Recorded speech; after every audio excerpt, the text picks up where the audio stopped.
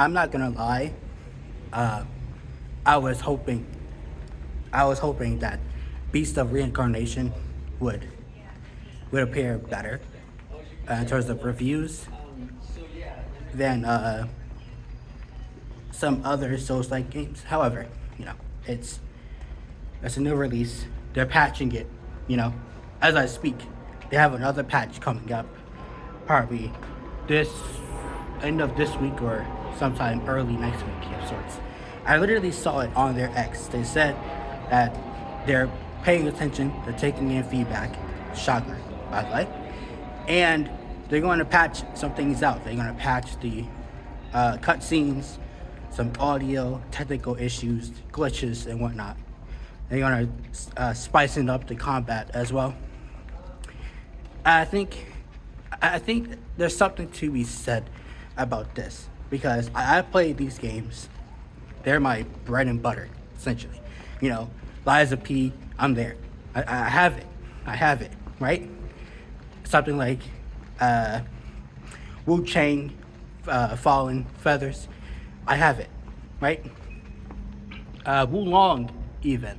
Fallen Dynasty, which I hear there's a sequel coming out next year or sometime, hopefully next year.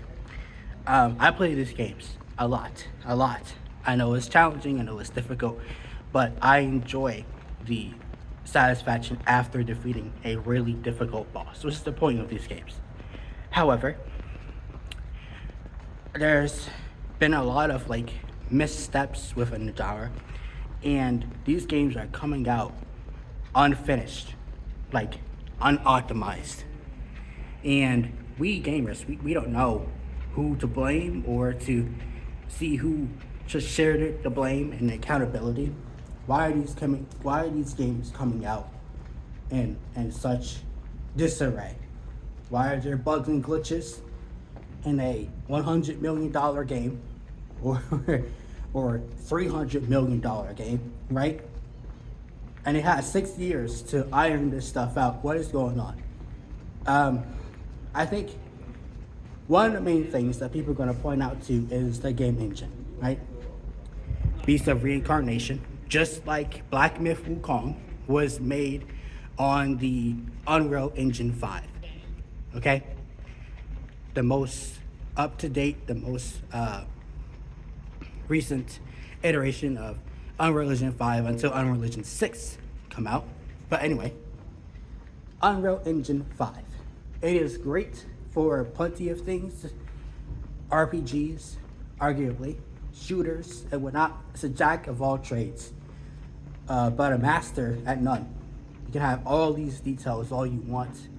You can have as much, you know, flora and biomes all you want. But I hear that the game is open world and there's no changes to it along throughout the story.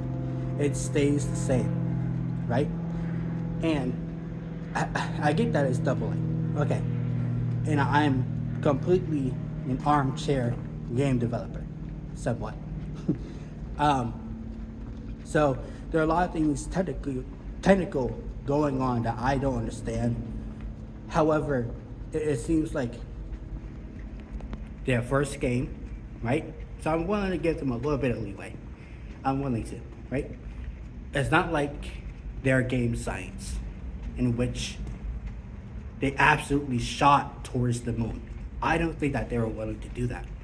But I think that they were wanting to play humble and relaxed a bit, right? That's why the game is $60. That's why. But even then, $60 for a unpolished game, you don't have as much combat variety as you would with Elden Ring. That was $60. As you would with Sekiro, that was $60, right? When you compare and contrast this game to everything else, even though it just came out like 2 days ago, it still leaves a lot to be desired for $60, right? Imagine it was 70. There would be a major uproar against this game if it was $70. Now, the $70 is just deluxe edition. We don't care about that. Okay.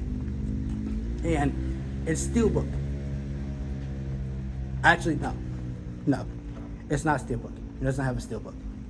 This doesn't have the luxury like Neo 3, which is a fantastic game, by the way. I can't wait for the DLC. To have a Steelbook. So that's quite unfortunate, you know. I love my Steelbooks, so I like to collect them.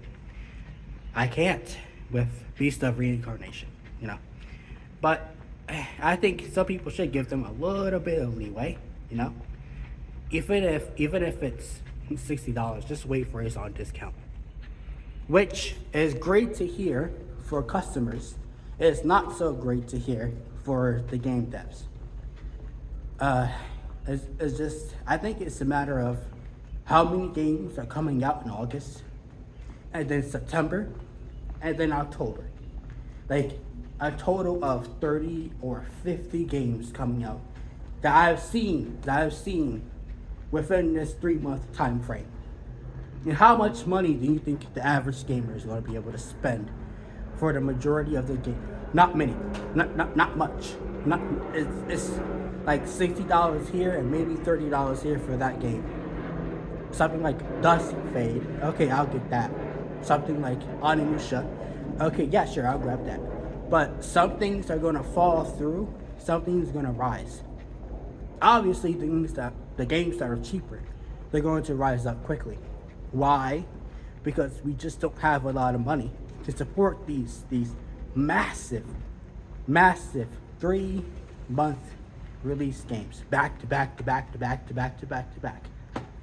Literally, every other week, it is going to be major release. You know why?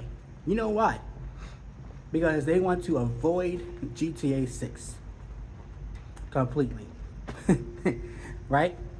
Let that monster have its way with the world. It's just cluttered, you know? I don't think it's good for the industry. I don't think it's good for gamers in general. They're going to be very, very, very picky. Very picky. And of course, you're allowed to be picky, you know? You're allowed to be picky. You're allowed to say yes to Resident Evil Requiem, but no to Beast of Reincarnation. It is what it is, you know? I like that we can attain the freedom still, even if Sony wants to get rid of it, to choose with our wallets. I think that's still a freedom that we still have as gamers. But anyway, thank you guys so much for watching. Be sure to leave a like for the algorithm, subscribe to the channel, and turn on notifications. I'll see you guys later.